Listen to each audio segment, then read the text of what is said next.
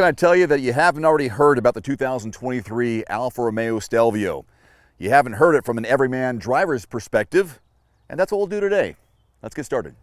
Now, there's no vehicle without sin. No vehicle that has a perfect exterior, perfect interior, although this does have a perfect 50-50 weight distribution. This does have some drawbacks, surprising drawbacks on a vehicle that is close to 6 figures. I'll show you what that is on the inside, but on the outside, this is a work of art, isn't it? I mean, I love what they've done with the 4-leaf clover, Quadrifoglio, which is Italian for 4-leaf clover. These wheel designs are beautiful. It comes with 20-inch wheels as standard, but I have the 21-inch as an upgrade, an extra $2,000 by the way. And the MSRP base, $85,000, but ours as tested, closer to $95,000. So where is all that money? Where is this $95,000 worth of vehicle? And is it worth $95,000? Probably not, but it's close. The bulk of that price is probably right here under the hood. The powertrain, 2.9 liter, twin turbo V6, 505 horsepower, 443 pound-feet of torque, 0 to 60, they say 3.2, 3.3 seconds. I can see that.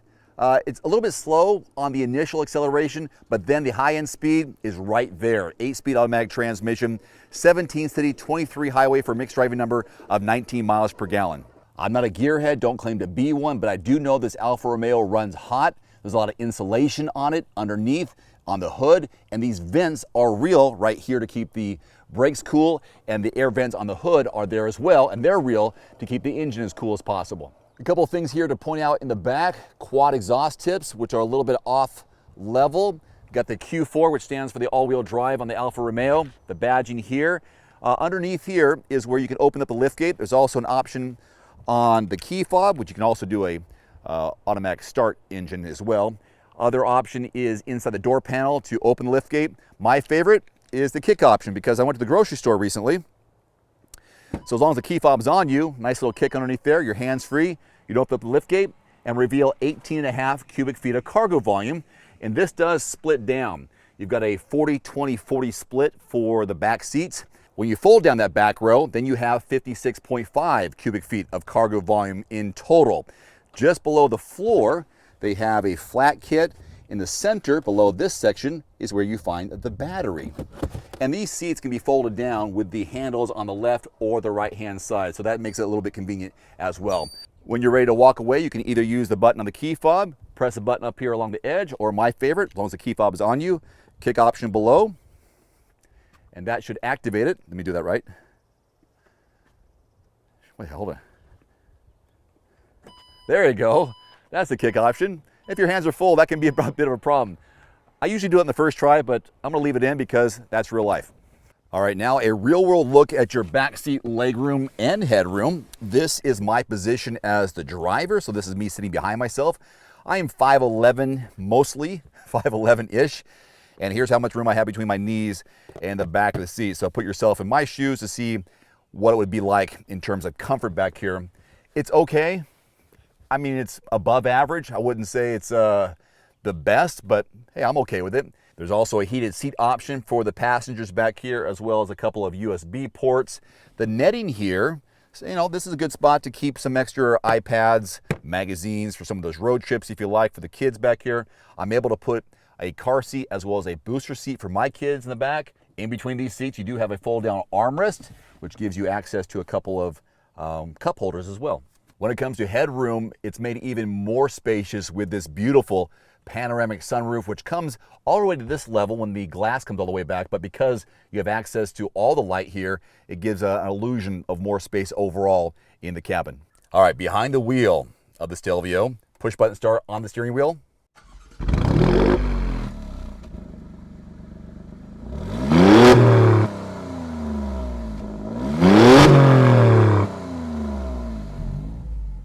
It's a beautiful sound, such a beautiful sound. Now, I want to tell you first of all about the drive modes. There are 4 drive modes. This is Alfa Romeo's DNA drive modes. The DNA stands for something: dynamic, natural, and advanced. There's also a race mode. It's all controlled with this dial right here. These different drive modes allows you to adapt the steering, throttle, shift mapping, and fuel efficiency of the vehicle. So set it the way you want to drive and off you go. I think the biggest drawback of this vehicle, and it sounds so minor, but it's realistic, is the touchscreen, the infotainment screen, 8.8 inches. For this price, you would think you could put a little more in the space here to make it larger, because when you put it in reverse, you try to look at a map, it is too small for a vehicle that's pushing $100,000. Give me a bigger screen. If I'm paying that much, I want a bigger screen. That is one of the biggest drawbacks, probably one of the only drawbacks, but the biggest drawbacks for me is this infotainment screen, which is minor when you think about the driving experience you get when you're behind the wheel. A few more things when you look at the entire layout. You've got this instrument cluster, which is a combination of digital and analog. A lot of numbers, kind of busy looking, but okay. And I like how they have the four-leaf clover there on the right-hand side. A lot of four-leaf clover Easter eggs on this vehicle. A couple on the outside. You've got one on the steering wheel, one on the instrument cluster. There's also one under the hood on the engine itself. That's kind of cool. Anyhow, all the usual steering wheel mounted controls, these huge paddle shifters on the outside. And then again, you've got the infotainment screen, kind of small, as it cascades down to the simplicity of the air vents, the climate controls.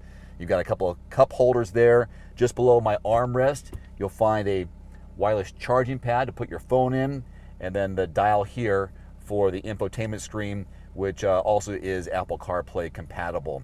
Other than that, your shifter for 8-speed automatic, which is nice and easy to maneuver around. And there we go, off you drive. One more thing.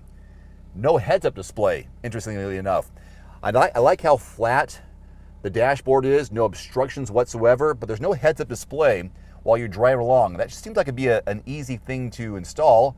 Me being a non-engineer, it seems like it'd be an easy thing to add to it, but they don't have one. So when you're driving around, you've got no indication of your current speed, if you are going at a certain speed, no north-south, no speed limit signs, those kind of things, some safety features. They do have the cruise control, the adaptive cruise control, steering wheel controls here on the steering wheel that you can see and set, but you don't know when you're looking out the window or the windshield what mode you're in while you're driving. Just something I noticed or didn't notice when I was driving this week.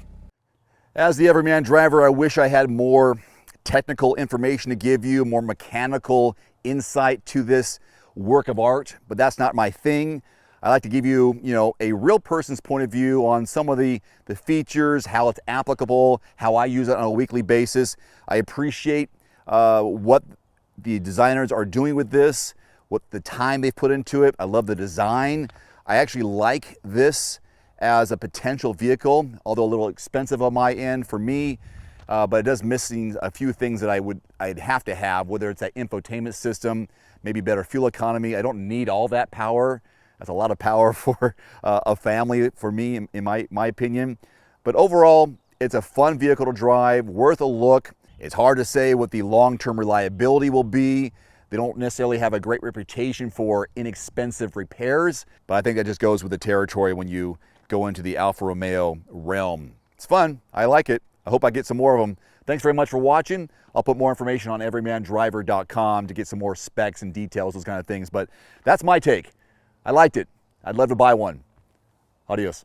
One final note, if you are in the market for a new vehicle soon, great. Connect with your local dealership and price and test drive at least 3 different vehicles. A vehicle's strengths and weaknesses can only be discovered when you are behind the wheel. My reviews can be good, but you need to test drive these yourself. Visit quotes.everymandriver.com, select the make, model, and your zip code, and you'll get invoice pricing in your area on those vehicles. Shop smarter with price quotes at quotes.everymandriver.com. Thanks for watching. Please click subscribe and give us a thumbs up. See you next time.